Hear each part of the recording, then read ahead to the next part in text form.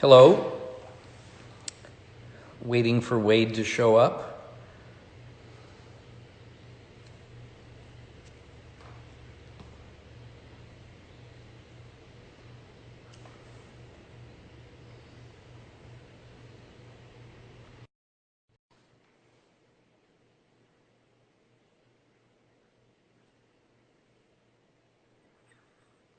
There you Hey, are. Mark. How are you? I'm good. How So are we're you? here today. I'm here with my dear friend and extraordinarily talented architect, Wade Weissman. How are you doing? I'm good, Mark. How are you? Well, good. We happen to both be in Santa Barbara today, so we're in Oh, a very beautiful place. Although it feels like we're in the desert. It's so warm. it does. It's like summertime. Yeah. So I thought it would be fun today just to chat a little bit. We talk frequently and we're working together on two or three projects, and I thought it might just be fun to have a chat and visit today. I am totally up for it. So, how are you surviving this sort of unusual time that we're going through? Boy, it's a challenge. I think there's been a number of challenges that I think have sort of all added up to being, this sort of interesting piece of time that we're kind of traveling through right now. I think in the beginning was just the whole idea of staying at home. And then I think that the sort of piece that rode along with it is how do we get everybody in our office to work from home?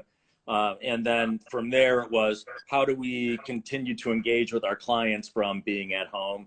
And so it's been getting used to a lot of on sort of the phone kind of meetings with Zoom calls and FaceTime and other things. So each one of those challenges, though, has really been met with an extraordinary acceptance, and everybody feels like we're in this together. And you, I think the biggest challenge is keeping your inspiration alive, so to speak, with a more limited sort of day-to-day experience. Well, I've found that I've been busier in the last month than I have been when I'm at the office normally because I'm doing a lot of video chats such as this with clients, with you, working, with friends, vendors of ours. And it's a little more lengthy a process. It's taking a little more time and a lot more effort, but I think it's something I'm getting used to because as a person who's not a real tech person, this is kind of a new experience for me. So the other thing is, since I've had this time, I've been resourcing um, new vendors, new materials, and things that I normally don't have time to do. So I've I've been able to find a lot of resources, both nationally and internationally, that are going to end up being beneficial for us. So, and I like Isn't that. that it? Normally, I just am too busy to even bother with it. By the time the end of the day comes, I don't want to get on the computer again and start researching things. Yeah, yeah. No, I understand that. I think what's fun too is being able to work together. I'm learning some of your resources, and hopefully, I'm able to share some of mine with you. And I think that that's been really the cross pollinating that sort of takes place. And instead of just kind of leaving it, in somebody else's responsibility pool, you do have that ability to go in and do a little research yourself so that you can understand how you can interface best. When someone comes highly recognized, that's always kind of an advantage. It kind of makes you take notice. You and I probably both get tons of sales people reaching out to us all the time, cold calls, emails, Hmm. all kinds of things. And after a while, you become a little numb to it. You may not be looking as hard. And now, with us getting a chance to work together and you sharing some of your resources with me, it's been great because it's helping to keep my entire team inspired as well. Yeah. So, Wade, you have an office in Santa Barbara, and you have an office in Milwaukee, and another office, what, in Philadelphia? Pittsburgh, yes, Pittsburgh, sorry, Pennsylvania. yeah, Yep. in Yep. Pittsburgh. So this video conferencing is great for you guys too. This is It's really great in many ways. You know, we used to do everything by phone call, and now we're getting used to when we communicate with clients, you know, we're on these Zoom calls where you can actually draw up your resources. And so what is happening is now we're using it in the office more widespread, which is great because then we can kind of sit and, you know, walk through drawings together and look at the sheets together, look at the presentations that we're putting together. And then we get to share it with you and you all, which is really nice. well, that's what you and I are currently doing with a client. We're doing a project together in Florida, and it's been hard over the last several months to get everybody coordinated, to get them together in one spot, and this way we can one day say, let's talk at 10 o'clock tomorrow. I'll get on a talk and go over everything, and we can keep the project moving. We can keep the client satisfied. And I find that it's a very, very creative and productive way to do business. And, you know, two of the things that I think are exceptional about you, one is your ability to draw and sketch and bring something to life right in front of the client and in front of me.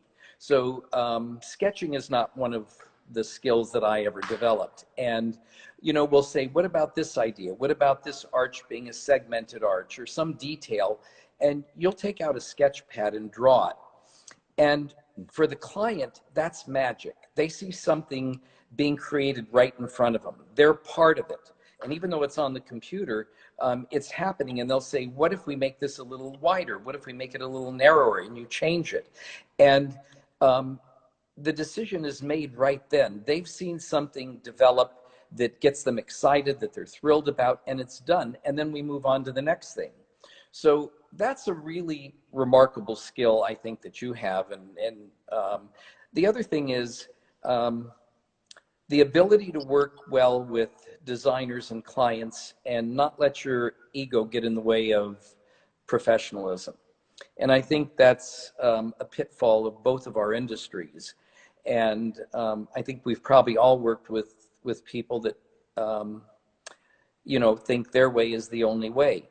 And the thing I enjoy about working with you is that it's a collaboration. It's a collaboration of ideas and energy, whether it comes from either one of us, the client, or somebody else. And we're both very open to all ideas and looking for the proper resolution to a situation and keeping the client excited. So I couldn't agree more, Mark. And you know, the equal compliment is in return because there have been, you know, I've worked with people before where, you know, they're not very good about sharing openly. You know, they are more concerned about, you know, sort of holding too sort of closely and dearly their ideas in order to put an idea out as a sort of grand gesture rather than being able to share it openly with one another and let our own sort of, you know, expertise and knowledge help guide the development of that and turning into something from an idea to real, right? So yeah, if there's technical issues that prohibit an idea from moving forward, it would be good to know what those are very, very much in the beginning so that, you know, not too much time is wasted. When a client comes to us with an idea and we all, you know, sort of brainstorm it, and even if there's an idea where a client is not drawn to it and can say, no, that's not my thing, it really helps us because then we can divert our energy and our attention into the most relevant sort of priorities that are needing attention, right? right, yeah, And by being able to execute those on a day-to-day, week-in, week-out basis, we get to start exploring every inch of whatever it is we're designing so that we can start working out all the bugs, right? You know, there's a million tweaks, there's a million sort of massaging, you know, aspects to each idea.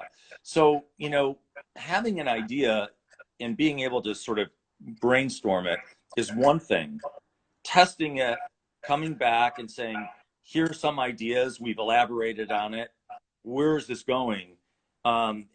We get a chance to really start to fine tooth and really make it right. And in the client that we're working with together in Florida, they're so interactive with us that by being able to go through and actually address some of these details that these questions are bringing up is really the best way to sort of get to that point where everything is resolved on the get-go, so that the construction process is not so futile, right? And then at the end, you know, we're going to get this thing built. The contractor, if that's an ongoing process in the field and it's not done in advance, you know, it's never-ending change orders. The project never seems to end. The clients get exhausted and fatigued from the construction. It's just so much better if we can just throw out those collaborations in the beginning, explore them, and then refine them to a point where they're all resolved. Yeah. And you guys are so great at doing that, you know, with your office being able to share with us, you know, the selections, the ideas, the inspiration images, and then being able to test it against, you know, the real sort of backdrop of the residents that we're working on. Man, that's where we really get to sort of move ahead when construction starts. Yeah. So how did you get started in this field of architecture? Did you always want to be an architect? Was it a passion of yours as a child? It was, yes. So my grandfather is was a draftsman and had been studying architecture before World War II. And because of the war and having a family, was never able to complete his degree in architecture specifically. And so when the family immigrated to the U.S., you know, he worked as a draftsperson. But being the times being what they were, you know, my family was living right across the street from my grandparents. And so for birthdays and holidays, my grandfather would bring books on architects and architecture to me. And he was really, you know, essentially planting seeds about being an architect. And so I always said that when I was a kid that I was going to grow up to be an architect, but I didn't know that I was going to go into residential architecture at all. You know, that kind of came as just a fluke, really. When I was in graduate school, my last semester while I was working on my master's thesis, I had taken a course on architects that designed houses. And it was taught by a visiting professor from Italy. And it was the first time that I actually had taken a course where, you know, great architects that, you know, been through history, the Bauhaus and the Vienna movement and things, you know, was secessionists. You know, we were studying these architects and some of the homes that they were designing, like Adolf Loos and Joseph Hoffman and things, you know, some significant noted architects. And it was really remarkable for me. It was pretty mind-opening. And I immediately was drawn into the detail and the scale of everything, the sort of minutia of it. And that's really what planted the seed of being a residential architect. But yeah, I've pretty much been an architect, been wanting to be an architect since I was a kid.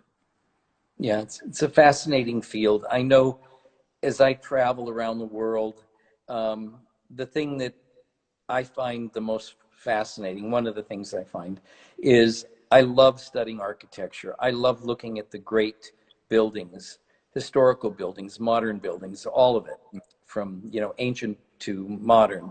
It's so exciting, and it's so exciting to see how these buildings, how they fare over time and how they hold up over history. And some are great and some are not so great, but in any case, it's very exciting, and it's a very exciting field. I've always had a passion for buildings and architecture. I know when I was a little kid, my favorite toy was my building blocks. I knew it was to build houses, you know, and I don't think I was very good at it, but, you know, it was a lot of fun. And I was very interested in architecture, but I got sidelined and ended up in the field of interior design. And it's one of my favorite things about what we do is we get to be involved in all different processes, of this design process. So we're involved in conceptual, we're involved somewhat in the landscaping. We get to work with the architects and the building, and the working with the architects and the construction is one of my favorite phases of what I do as a designer, because we're able to create the spaces that people are going to live in and make them function properly. And it's one thing that you and I are in sync on. When we're working on a space, we think about every little detail, the height of the ceilings, how is it going to be lit, where the switches and the vents and all these things go so they're not afterthoughts. Is there stacking room on either side of a window for draperies? You know, how the baseboards are, the details, all these little things that sometimes clients take for granted, and you and I do too, but we make sure all these things are included and that they work so that when the product is finished, it's correct and it's aesthetically pleasing. So this is a process I really enjoy. Well, and you know, all those interests that you have, Mark, and the cross-pollination, those are the things that make a project have continuity. And so it doesn't look like, you know, three individual efforts that were just kind of thrown together. Right. It's really how the inside and the outside kind of work, and the way to dissolve those boundaries, bring the inside spaces to the garden, you know, into the inside spaces, and then the juxtaposition of how those things sort of work together. So, Yeah. you know, when we're designing a residence, you know, the groupings of rooms and how they work together with the outdoor space is so vital for the Yeah. success of a project. And so, and it isn't just, you know, how something, you know, is designed and looks, but it is those refined details. It is the Yeah. ability, you know, nothing ever, when something is right, it just feels right.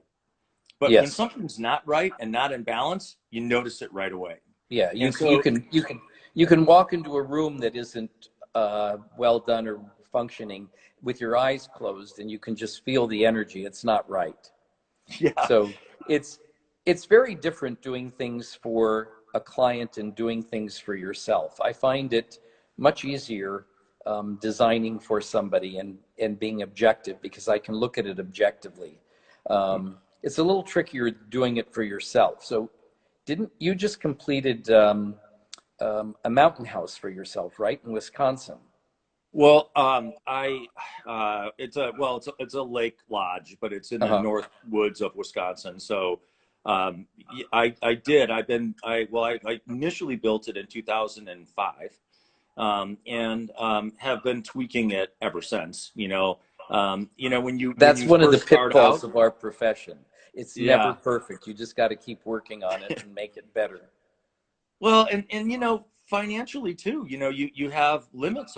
You know, at that Right. time, I was just starting my career, and you know, branching my business out, and so a lot of money was going into, you know, the business, and so, you know, being able to try to earmark some money for personal indulgences were limited, and so, you know, you're always forced then to prioritize and do the best you can at the time. But then later, as things change, your needs change, you may have a little bit more means. You can, you know, some maybe redo it the way you wanted to in the beginning and didn't have the ability to.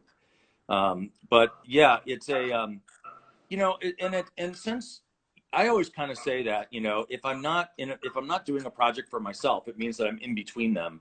And it's, you know, I just got finished doing a residence, buying an old 1905 carriage house in Milwaukee, where my main office is, and and I wanted to restore it, redo it. Um, but as I began to really start looking at it, and I really started looking at the scale of it, I knew that I was not going to be able to take on everything at once. And so, you know, then the question is, where do you begin and end? You know, where does it seem like it's Right. natural? Uh, You know, the last thing you want to do is, you know, do a bang up job on, you know, half of it, and then the other half looks like crap. You know, you really want it to at least have some continuity. Um, so, you know, the what determined it for me was getting into the details, because if I was going to do anything, I wanted it done right. And so when you start getting into the details, that's really where the determination is how much something is going to cost, right? Mm-hmm. And Yes. so getting into those and prioritizing those pieces first allowed me to be able to know what I was able to put my resources into, and then what would be a stretch. But I made some fun decisions, like I really wanted this amazing quartz counter in my kitchen, and it's this, polar quartz. It's beautiful, and it's got all this movement, and I wanted a leather finish on it and And it's very distressed, expensive. and it's very, and Yeah. the people I was working, they're like, oh, you picked the most expensive, like stone, great. Yeah. And they're like, you can't afford it. And I said, okay, I am gonna afford it. I'll just have to take it out of something else. So all Yeah. the other countertops in the house are wood. Yeah.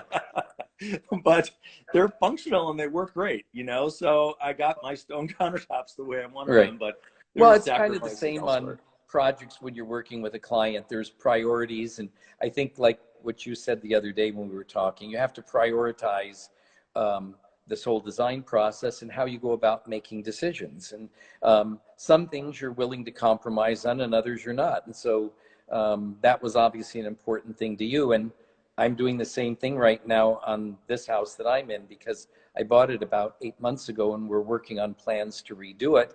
And of course, the bids are coming in and they're 3 or 4 times what I thought they'd be. So, but I've got to make a decision about what I'm going to do and how far I'm going to take this. And so it always boils down, unfortunately, it always boils down to dollars and cents.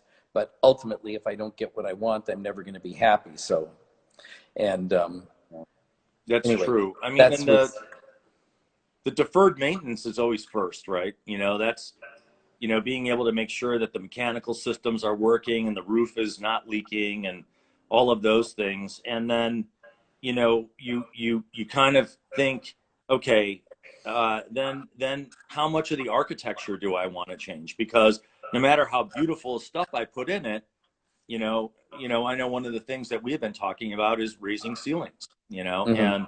and that makes such a difference to space. Yeah, And I've made that suggestion before to clients, and when they don't do it, they always come back and say, "That's the one thing I wish I would have done."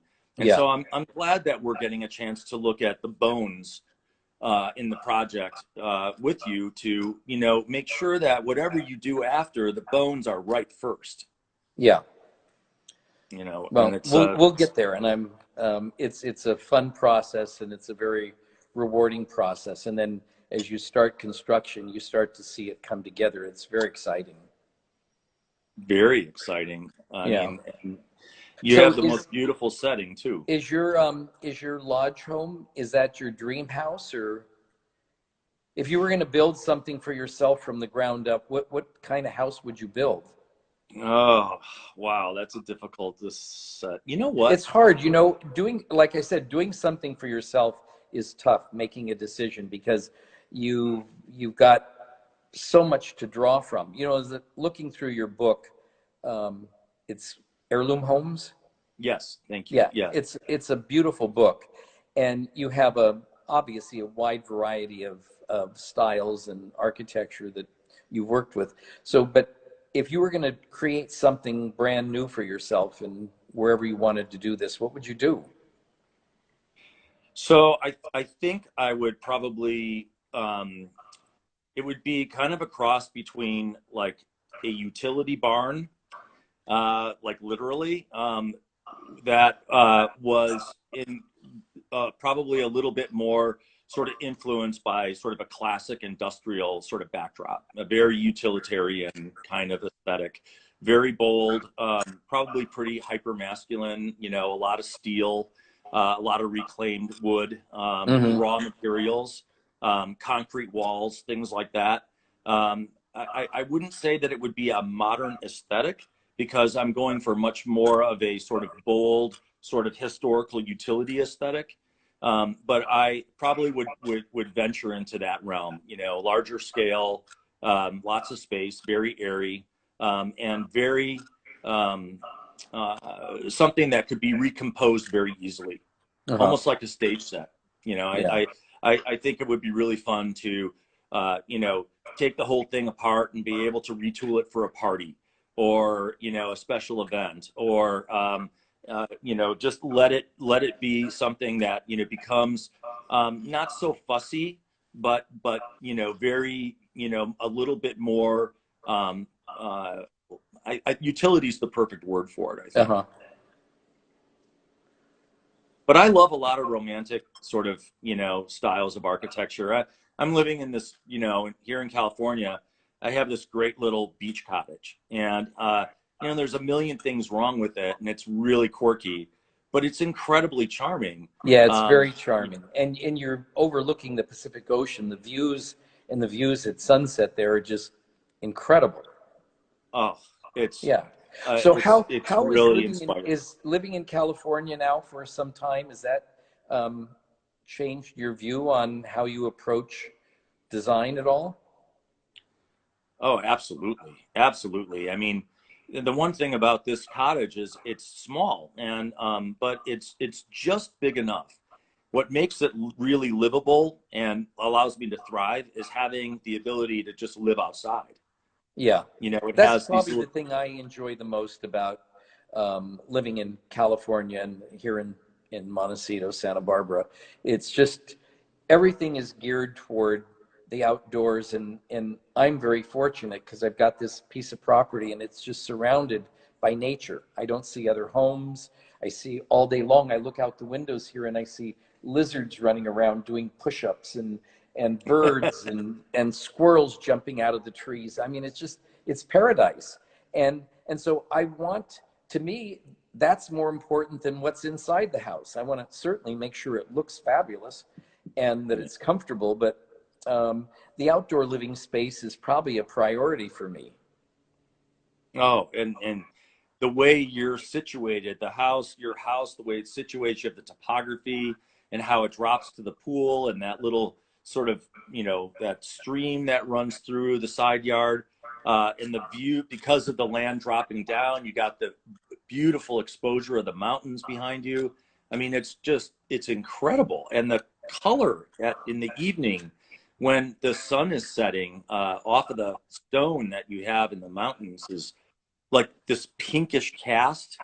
It's just, it is so remarkable. I Yeah, really, I've got a view of the mountains and you've got a view of the ocean. So, I've um, got the blues. Yeah, yeah. yeah, yeah. It really is. You know, the thing that I really love about having this is also the change of the weather. You know, the last weekend when it was raining, Rudy and I took a walk and we were, you know, walking through the neighborhood and, you know, you're these places where you get to and there's these big open vistas towards the mountains and the ocean. And the clouds were hanging in the hills and the green and everything was so thick and the aroma of the foliage is just remarkable mixed with the sort of the citrus blossoms and Hmm. you're kind of like, this is such a chance to be. And just walking outside and having that ability to just have the doors wide open, that's what really makes me feel like I can thrive here. And I enjoy that. As much as I love the four seasons from the Midwest, I have to say the ability of having outdoor access year round is pretty, it's Yeah, pretty it's much a amazing, skill. isn't it? Yeah. Yeah, it's really remarkable. So I noticed the painting behind you. When it comes to decorative items, leaving architecture for a second, when it comes to decorative items, what type of things do you like to collect personally? Well, the things that have a story, I think. I love things that have use. I'm not really one to just buy a lot of things that don't have use. So if I you know I love kitchen stuff, any kind of vessel, Kitchen any stuff? kind of yeah, Oh, that's like right. You're a good cook. yeah, but like this big wooden bowl back here, you know, like I love stuff like that. It's interesting. It's beautiful. The materials are raw, but you know, there's a simplicity about it. But they have function. You know, I use them for kind of everything. Everything's got a vessel. The painting of the lily pads behind me is a painting my father did, oil painting, and I have a lot of his work around. And That's then over beautiful. here, these these faces here that you can see, these are images of homeless citizens. And a friend of mine went around and asked them if they wouldn't mind being photographed and painted. And then those are actually color pencil drawings. But he said, do you ever notice how nobody ever wants to look at homeless people in the eye because they're afraid that a conversation or, being sort of stopped in the street is going to happen. And he made it his ambition to do that. So all of a sudden, now I have that piece. And then this piece over here is a beautiful photograph that was done by a young artist that came to my book signing in Los Angeles a year and a half ago, and then he shared that he was an artist and showed me his art, and so I ended up picking up a piece from him. So sort of like to collect things that have a little bit more of a story to them, that are a little more personal, rather than just buying Stuff that, randomly. It's yeah. fascinating. I think it's very interesting to see what people choose to collect. It's like you can look at them and see how they dress, and you go, well, why the hell did they buy that? Anyway, it's fun to see what people are drawn to, and I think that's what makes both of our professions so exciting, is that there's always something new, and there's always something fresh, and there's always a new approach to something. So, and it's fun working with people and doing something original and not just being repetitive, with the same thing over and over. So, Well, and I think that's what's so great about being in residential design, Mark, is that the if you looked at, a table, right? And you're like, okay, what, three-legged table is probably the one that, you kind of relate to, but, the client is that other leg of the table, and, their personalities, their desires, their wishes, how they want to live, the challenges in their life, Mhm. the people that are important to them and who they love, and their families and things. Those are the ingredients that I think make it fresh every time. Yeah. It's always interesting to me. And I love that dynamic, because that's really what at the end we're trying to do, right? Yeah. I don't want to design museums. I want to design places where people live. Yeah. That's one of the most thrilling things, is to see the project to completion and have the client come in the first time and experience that. It's what makes our work so rewarding and so Well, thrilling. Mark, I tell you, and the way you compose your interiors, I mean, literally, the word curator always comes up when people who know your work talk about you, because you have this amazing ability to, collect and juxtapose things that contrast and complement one another. And that takes that's one of those things that's like a gift in somebody. That's really hard to teach. And it's very inspiring to see that, to look at all the technical things that we do, even though we think we're composing, beautiful, sort of interior architecture. It's all the things that gets layered on it is what's really exciting. And then that's what brings both of our work, sort of alive, I think, is Yeah. having the right walls and the right lighting and that's really important, and it makes everything work right. But then when the objects are beautifully composed and the scale is just right and the color is fresh and exciting, those are the things that really are enduring to me. I find it very inspiring. Yeah. Well, thank you. Um, that's great. So, um, we're I think getting toward the end of this. They're trying to tell us to keep these relatively short and brief and as interesting as possible. What else is there anything else you'd like to say or comment on? Honestly, I think, What are you as cooking far as for Italian tonight? is concerned, This is the big event. Staying at home and being trapped in. It's like, okay, what are you going to have? You're a really great cook. So what are you making for dinner tonight? so I need to know this in case I need to drive by with my Tupperware in a little bit. oh yeah, absolutely. Please do. Yeah, we always have more than our share. So I bought some really great ribeye steaks at Whole Foods, yes, last night. And so I think what we're going to do is, we're going to have sort of a classic steak dinner tonight. Potatoes, vegetables. I've got some really great green beans, some peas. I love to sort of roast it all on the grill, and then I love to take these bigger red potatoes, and then I sort of coat them in oil and sea salt, and I just grill them right on the grill, and they char up, and they're just so good. Oh my And that God, it with sounds delicious. yeah, and a good bottle of wine Yeah. from my friends at Demetria, the winery that we've been talking to, Oh, right. up the Central Coast, and John has some pretty phenomenal wine. So I did a little purchasing when we first started talking to him around the beginning of the year, and so I'm going to tap into one of those bottles of red. Well, that's a nice way to kick off the weekend. So please So, join us. okay. Anyway, this was kind of fun. Thank you, Wade. Oh, Um, thank you, Mark. this is kind of a first for both of us. We're both kind of new to this video chatting. So what did you Yeah, think this of is it? my first. It's fun. This is great. Yeah. It's really fun. When it's really interesting is I really love the notes that are sort of coming up, Yeah, I know. Across the along. bottom of the screen, there are things, and I'm trying to pay attention to what you're saying and reading at the same time. It's not exactly easy. Anyway, Well, you know thank you. what? Have a great Thank you. weekend, and hopefully we'll do another one of these. Maybe in the next week or so, we'll do this again. Thanks, Mark. I love it. This is great. All right. Thank you, Wade. All right. Bye-bye. We'll talk to you later. Bye. Bye, everybody.